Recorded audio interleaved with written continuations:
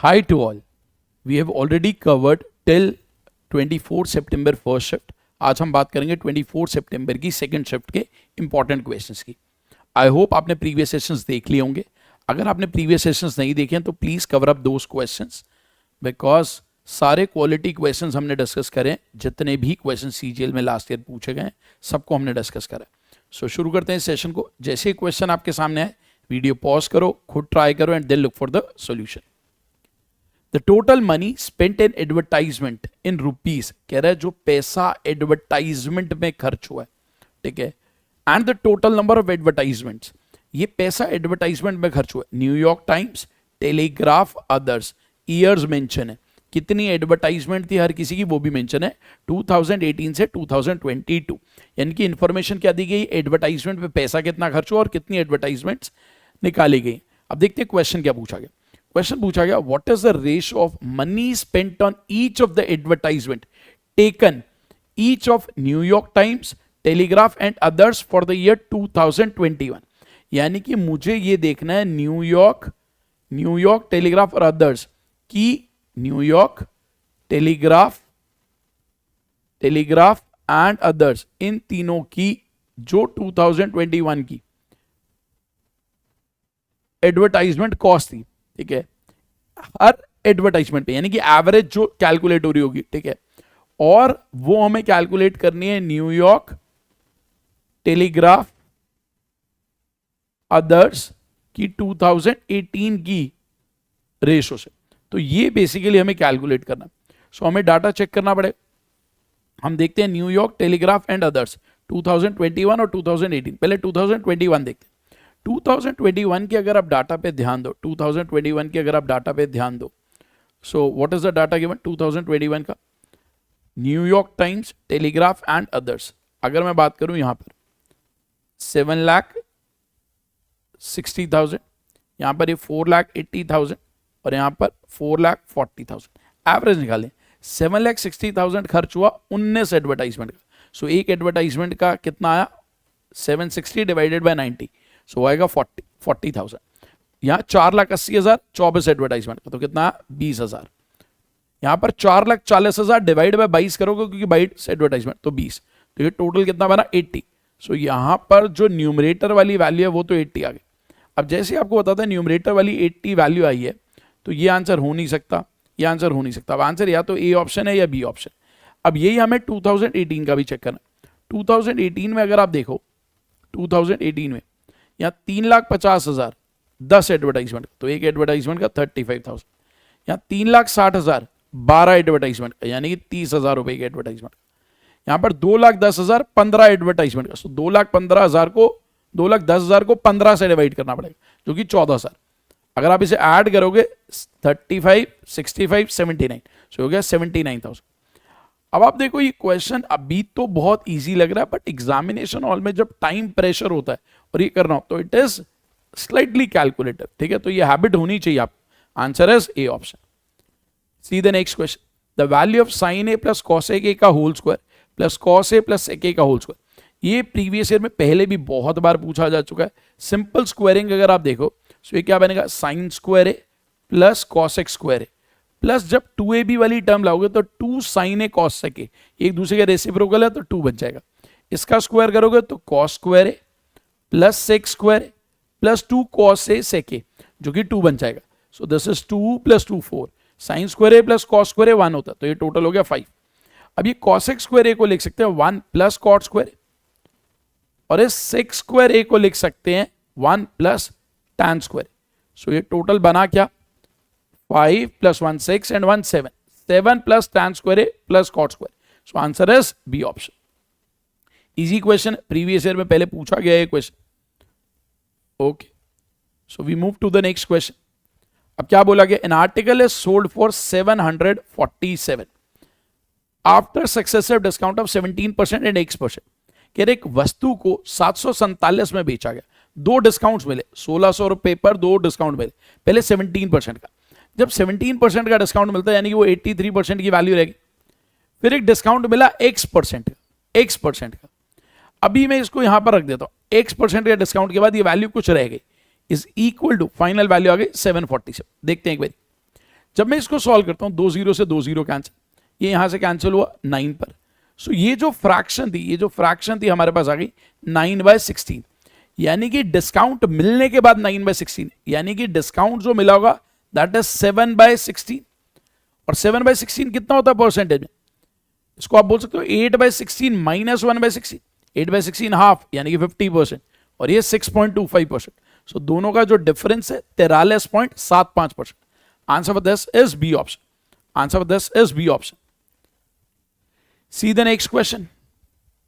See the next question. Vipul spent 30% of the monthly income on rent. Vipul पूरी income का 30% rent पे खर्च कर देता है। 60% of the remaining on groceries. जितना भी पैसा है उसका 30% रेंट पर, जो पैसा बच गया उसका 60% ग्रोसरीज पे, जो पैसा बच गया उसका 40% अदर्स पर। अब बोला गया टोटल वो 7056 बचाता है, तो ग्रोसरीज पे कितना खर्चा? मान लो अगर उसकी इनकम 100 है, उसकी इनकम 100, तो ग्रोसरीज पे वो कितना खर्च रहा है? पहले रेंट पे देखते हैं। रेंट पे बोला गया 30%, सो वो रेंट जो दे रहा है दैट इज 30, सो बचा कितना? 70। 70 का 60%, 70 का 60% होता है 42, वो ग्रोसरीज पे। सो बचा कितना? 28। बचा कितना? 28। अब जो 28 बचा उसका 40% वो अदर्स पर खर्च कर, ठीक है। सो 28 का 40%, 28 का 40% होता है 11.2, ये अदर्स। सो जो सेविंग बची 28 में से ये भी माइनस कर दोगे तो बचा कितना? 16.8। अब आपको बोला गया है कि जो सेविंग है इसकी वैल्यू आपको दी गई है, कितनी दी गई? 7056। अब क्वेश्चन है ग्रोसरीज पे कितना खर्च हो रहा है, जो कि 42, यानी कि 16.8 की वैल्यू दी हुई है, 42 की वैल्यू पूछी जा रही है। अगर आप ध्यान से देखो इन दो नंबर्स को, 42 एंड 16.8, रेशो देखो। If I take the ratio of these two numbers, 42 and 16.8, decimal remove करोगे तो यहाँ 0, 42 के टेबल में ये 4, ये 10, 2 के टेबल में ये 5, ये 2, यानी कि if this is the value of 2 unit, we have to calculate 5 unit. 2 unit की वैल्यू 7056, तो 1 यूनिट की वैल्यू 7056 डिवाइडेड बाय 2, और 5 यूनिट की वैल्यू इनटू 5। सो अगर आप इसे सॉल्व करते हो, this is 3528 multiply by 5, so answer would be 17640। बहुत सिंपल क्वेश्चन था, बट कई लोग इसमें भी फंस जाते हैं। So please be very active, क्या दिया गया है, क्या पूछा गया, उसके अकॉर्डिंग आप सॉल्व करो। See the next question. बोला गया a man buys 10 kg of wheat at 26 rupees per kg। 10 kilo गेहूं खरीद रहा है 26 रुपए प्रति किलोग्राम के हिसाब से। अब उसमें 6 किलो व्हीट और मिलाया गया हायर क्वालिटी का, गुड क्वालिटी का, जिसकी वजह से एवरेज प्राइस हो गया 35 रुपीज पर kg। तो गुड क्वालिटी का प्राइस है। अब एक तरीका सिंपल, आप इक्वेशन का यूज करो, 10 किलो 26 के हिसाब से, 6 किलो x के हिसाब से, एवरेज आई 35, टोटल कितना हो गया 16 किलो। एक तरीका तो ये, आप सिंपल सॉल्व करो। सो 6 इंटू एक्स, ये मल्टीप्लाई करोगे which is 560 minus 260 that is 300, so value of x is 50। एक तरीका तो ये। सो दिस इज द आंसर। कितना आसान है। दूसरा तरीका है, अगर आप लॉजिक यूज करो सिंपल डेविएशन का। देखो 10 किलो उसने खरीदा है 26 वाला, 6 किलो उसने खरीदा कुछ प्राइस का, हमें नहीं पता कितना, टोटल हो गया 16 किलो। उसकी एवरेज कितनी आ गई 35, एवरेज कितनी है 35। अब मुझे एवरेज प्राइस बताना। आपको ये सोचना है भाई एवरेज थी 35, तो 35 तो यहां भी होना चाहिए, बट यहां पर 26 रुपए खर्चे, यहां एवरेज 35, तो 9 रुपए जो बचे थे 10-10 किलो के 9 रुपए, यानी कि 90 रुपए, वो 90 रुपए 6 किलो पे एक्स्ट्रा लगाए गए। सो 90 डिवाइड बाय 6, 15 रुपए एक्स्ट्रा। सो एवरेज प्राइस हुआ that is 50 rupees.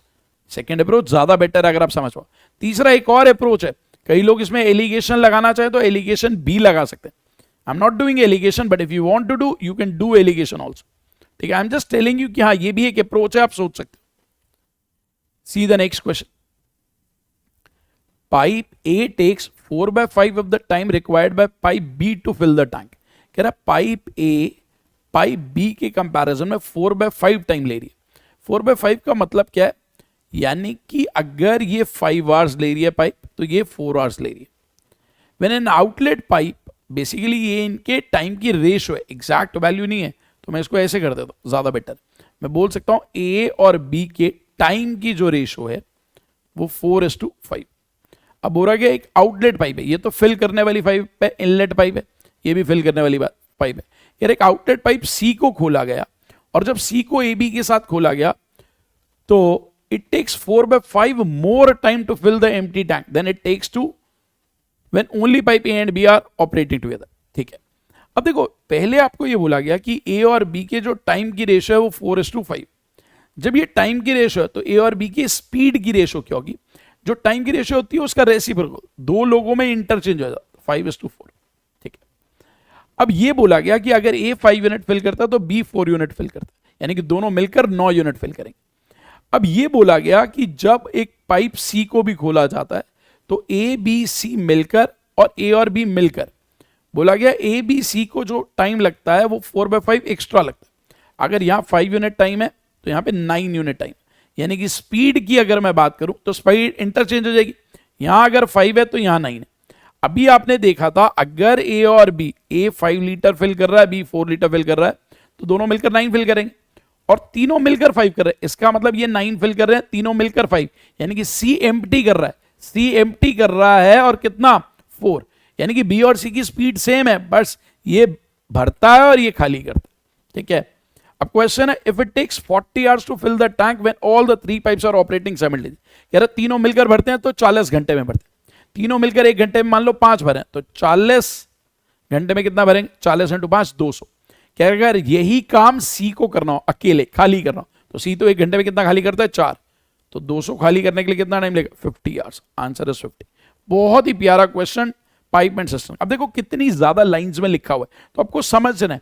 Examination hall में आपको ऐसे क्वेश्चन भी मिलेंगे, यू शुड बी प्रिपेयर्ड. होता क्या है एसएससी के बच्चों के साथ, जब ऐसा क्वेश्चन आ जाता है कहते हैं पेपर बड़ा खतरनाक आ रहा है इस साल, बहुत ऐसा हो रहा है. बहुत मुश्किल नहीं है, करना पड़ेगा. You should be in a habit of doing this question in 90 seconds. अगर आप 90 seconds में नहीं कर पा रहे, it means your speed is slow. You have to develop like that. ठीक है, चलो अगला क्वेश्चन देखते हैं. A person purchased a table and a sofa for 28,000. Table और सोफा मिलाकर 28,000 का खरीदा. टेबल पर प्रॉफिट हुआ, देखो यहां बोला टेबल सोफा है, बट पहले सोफे का प्रॉफिट दिया. सोफे पे जो प्रॉफिट है वो है 10%, टेबल पर जो प्रॉफिट है 15.25, ओवरऑल प्रॉफिट हुआ 13%. कह रहा what is the difference between the cost price of sofa and table. अब देखो मैं एलिगेशन यूज कर रहा हूं, सिंपल. यहां पर डिफरेंस लिया 2.25, यहां पर डिफरेंस लिया 3. अगर आप रेशो लेते हो, पॉइंट हटाओगे 100 से मल्टीप्लाई तो 300, 25 से कैंसिल करोगे दिस इज 9, दिस इज 12, 4 से कैंसिल करोगे दिस इज 3 से कैंसिल करोगे, सो this is 4, this is 4, this is 4, this is 3. So उनके कॉस्ट प्राइस के रेशियो 4:3, 4:3. अगर इसका प्राइस 4 यूनिट है तो इसका प्राइस 3 यूनिट, इसका 4 यूनिट है तो इसका 3 यूनिट. अगर इसका प्राइस 4 यूनिट है, इसका प्राइस 3 यूनिट है, यानी कि गैप कितने का? 1 यूनिट. गैप कितने का? 1 यूनिट. टोटल दिया हुआ 28,000, टोटल 7 यूनिट, 7 यूनिट की वैल्यू 28,000, सो 1 यूनिट की वैल्यू 4,000. सो जो डिफरेंस है that is 4,000. Answer is B option.